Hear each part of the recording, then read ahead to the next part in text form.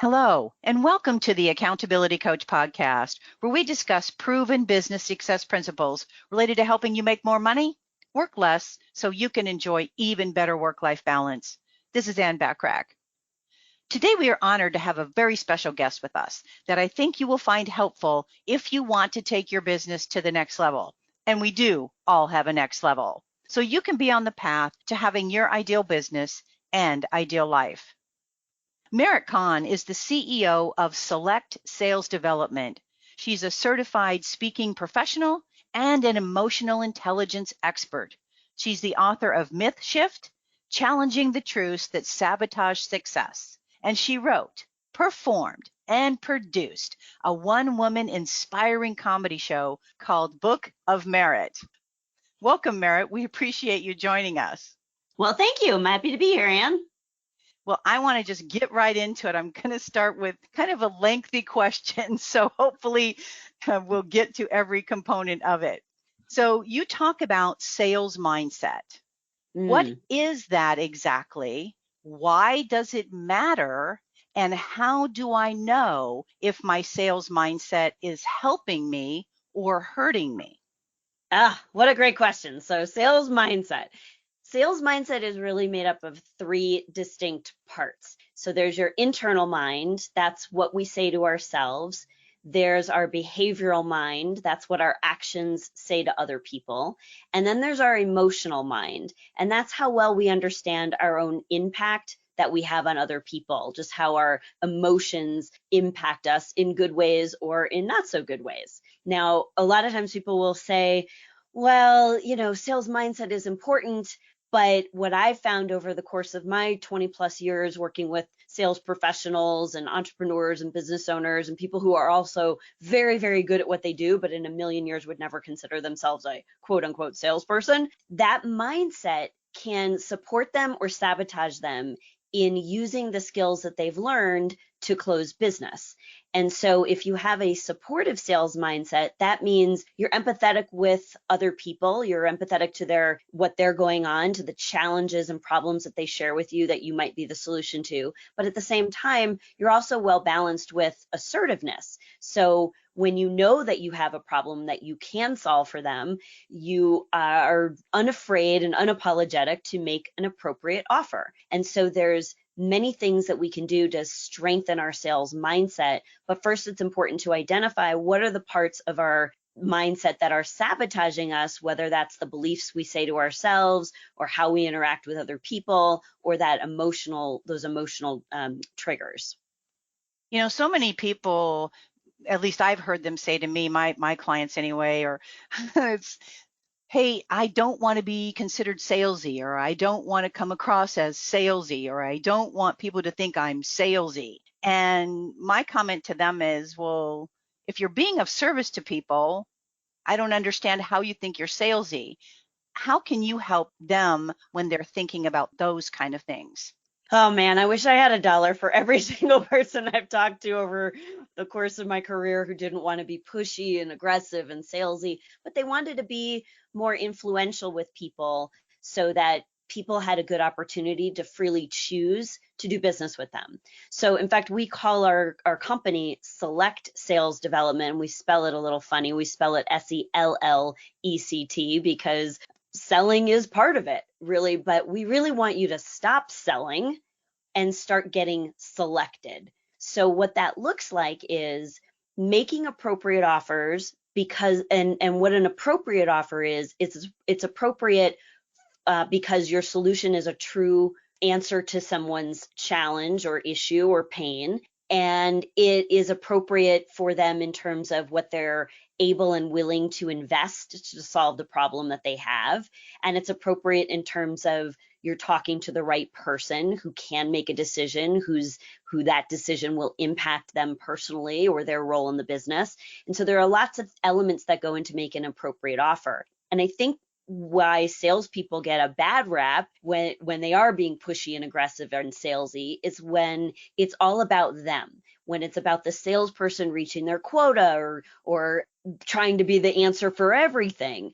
And when it's about you as the salesperson and you are disconnected from what the value is for your prospect, then it really occurs to everyone as salesy and pushy.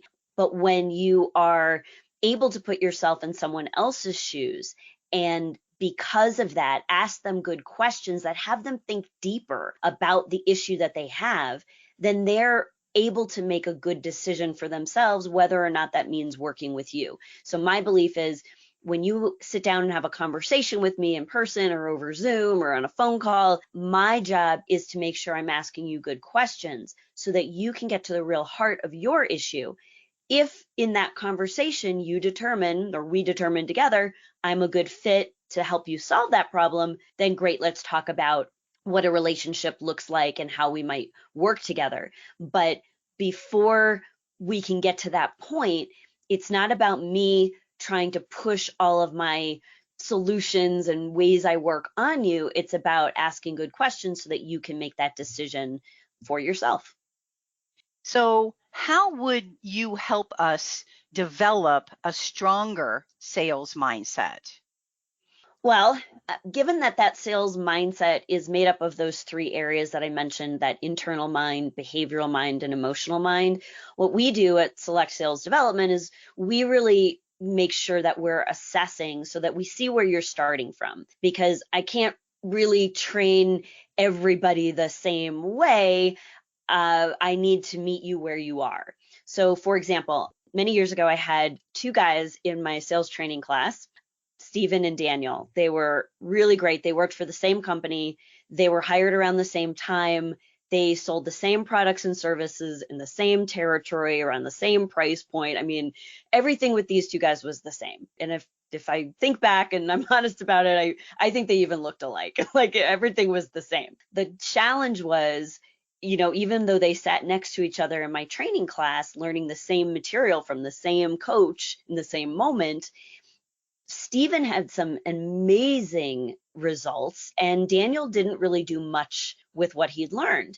And so it forced me to take a look and see, because I wasn't really able to take credit for Stephen's success if I didn't also take responsibility for Daniel's complacency, really. And so it had me look a layer deeper. And that's really when I started to get interested in the concept of a sales mindset. And so what I learned about that by assessing them was that there were very distinct differences in how they see the world and how they were wired from that emotional mindset standpoint and their internal mindset, the beliefs that they have. So I first did an inventory. We do this in our business now, but it's really like, let's take an inventory of the things that you believe about money, about decision makers, about your own self-worth, what you think is a lot of money for you in terms of income and things like that. And those two gentlemen had vastly different beliefs about money and about their earning potential. They also had a lot of distinctions in their emotional mindset. So Stephen, as an example, was much more optimistic than Daniel. And optimism, we know, is one of the top 5 emotional intelligence attributes of top performing sales professionals. And so meeting Stephen where he was with a high level of optimism, he could see things working out. All I had to do was give him some better techniques to get to that outcome. With Daniel, recognizing that his optimism was not leading the way, so he really saw more of the obstacles in the way, not really being sure if things were going to work out in the end. So with that, that's a different mindset. If I taught them both techniques in the same way, I'd get through to Daniel, but I didn't get, or sorry, Stephen, but I didn't get through to Daniel in the same way. So I had to work with him just a little bit differently to first help him expand on his optimistic outlook. And then once he could see things working out, the way that I would train him to get to that outcome was just different than how I worked with Stephen. So I think, strengthening your sales mindset really takes a coach who understands that your mindset is the foundation of everything. So if I teach you good skills, but I layer it on top of a faulty foundation of a mindset with some gaps, then all those skills are going to kind of fall through the gaps. But if I can strengthen that foundation and you have a chance to choose those beliefs, maybe there are beliefs you have about money that you don't even know how they got imprinted, but you can now look at them as an adult and decide, you know what, I'm going to keep that belief. That one serves me in a business development role. Or, wow, $100,000 is a lot of money. Like, that made sense when I was 20, but now I have a family and 3 children and college, and like, that's not a lot of money anymore. So maybe I need to redecide that belief. So I think what I'm hearing you say is, somewhat anyway, is that optimism is obviously super important, but belief can be part of that optimism. Absolutely. Yeah. So you have to have a strong belief in something to, I think, be optimistic about it. Wouldn't you agree? I do agree with that. I think that when you do a belief inventory, you really take a look at all of the beliefs that you have. So, a lot of that we just grew up with, right? Some of it's cultural, some of it's, just something that was unique to our family, or we had an experience. And so when you don't know what those beliefs are that are running your show, right, then you don't have much power to freely choose them or redecide them. When you can look at them, objectively, and you can say, oh, at some point I thought $100,000 was a lot of money. I can see how that served me back then. It no longer serves me to get me to the aggressive goals and dreams I have for my life. So I'd like to rewrite that belief. And my position is always, why do you feel stuck with a belief that you have? It's like hand me down. You know how maybe you had a cousin and they weren't exactly your size, but you got all their hand me down sweaters and they fit someone else, but they don't really fit you. And so my point is, instead of just living with that, like, oh, this is a hand me down belief, I guess I just have to wear the sweater, why not try the sweater on and go, oh, you know what? It's a little too long in the arms. I'm going to return this. And I'm going to put on a sweater that really fits me.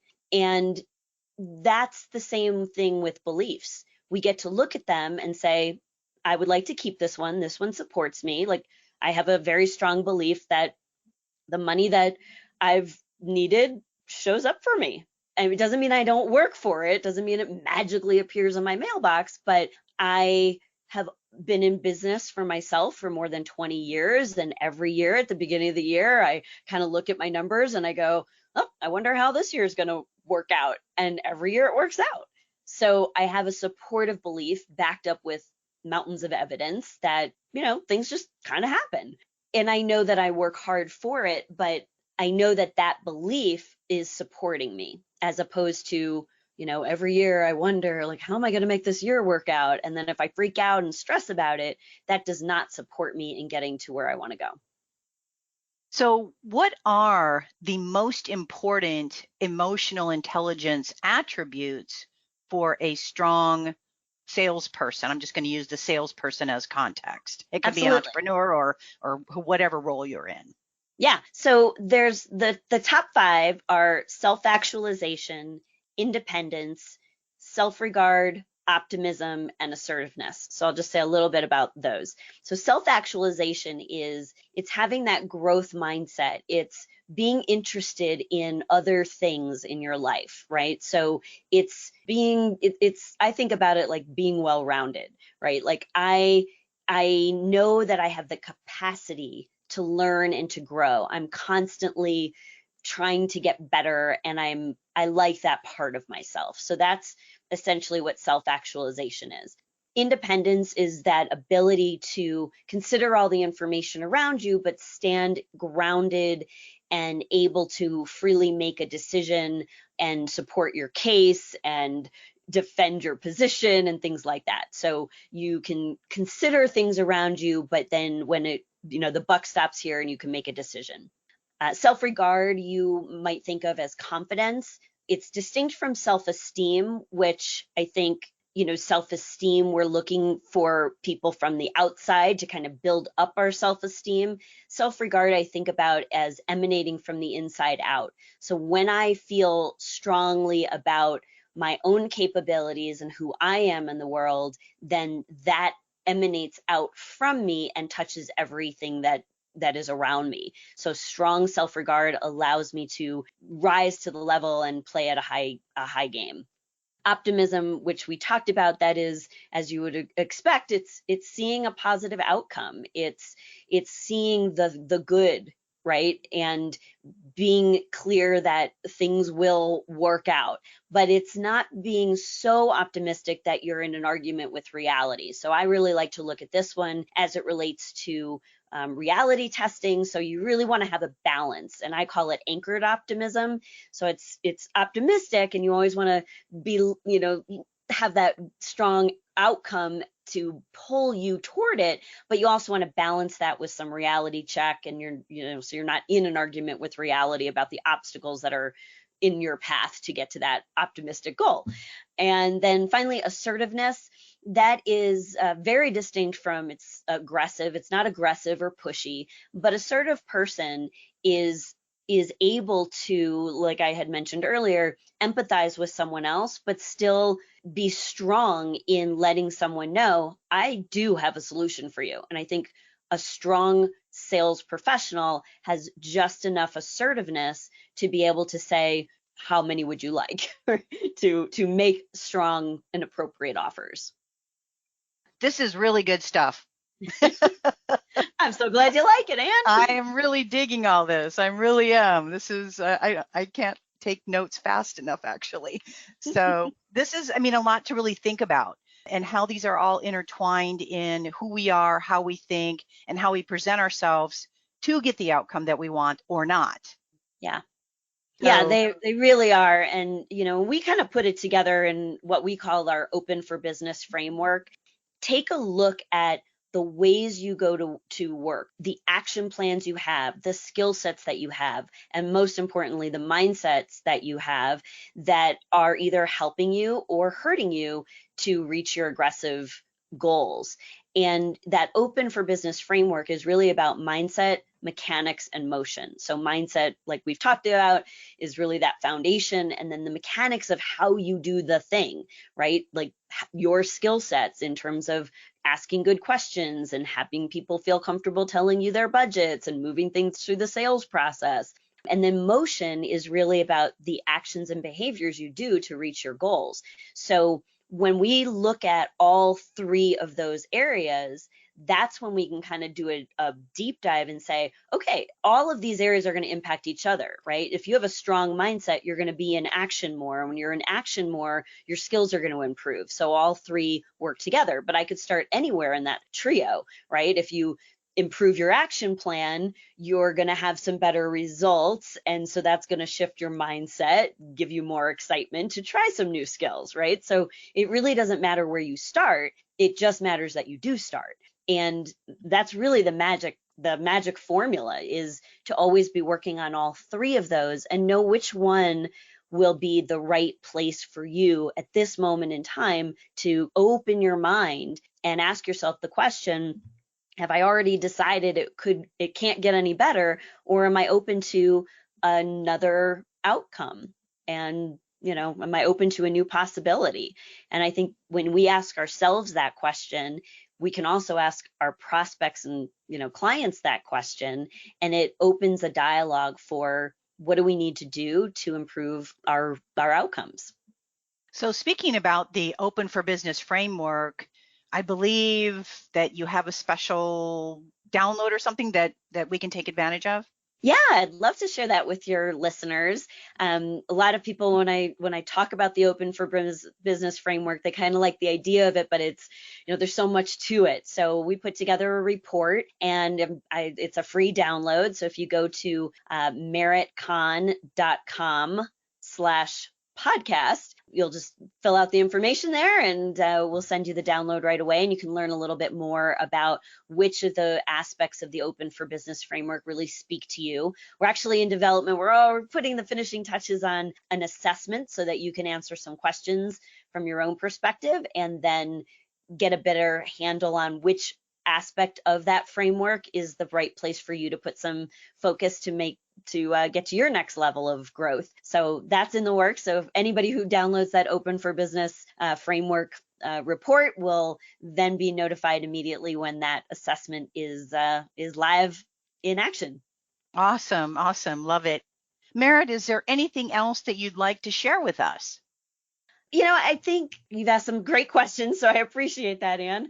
I think a lot of times I'm asked, and if you can't see me in my background, but I have a pillow in the background of my office, and it says, "Are you open to?"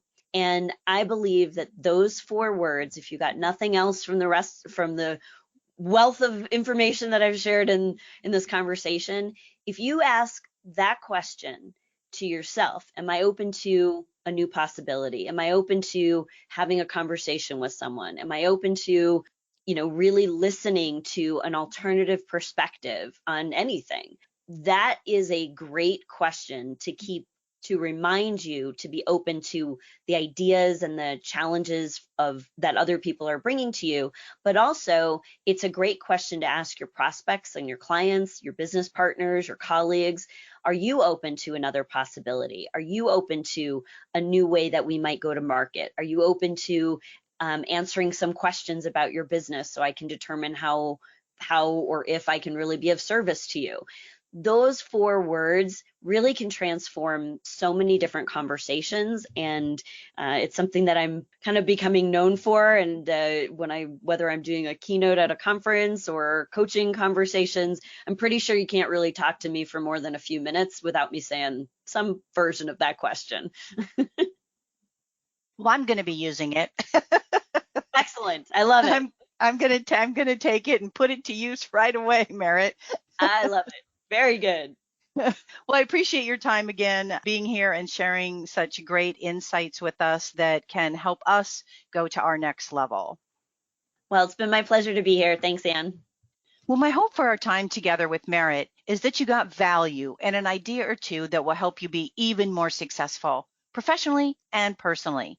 Feel free to share my podcast with others, as they can be found on most podcast platforms and in most English-speaking countries. And if you'd like to get a short daily fix from me, subscribe to the Accountability Minute, which can also be found on most podcast platforms and in most English-speaking countries.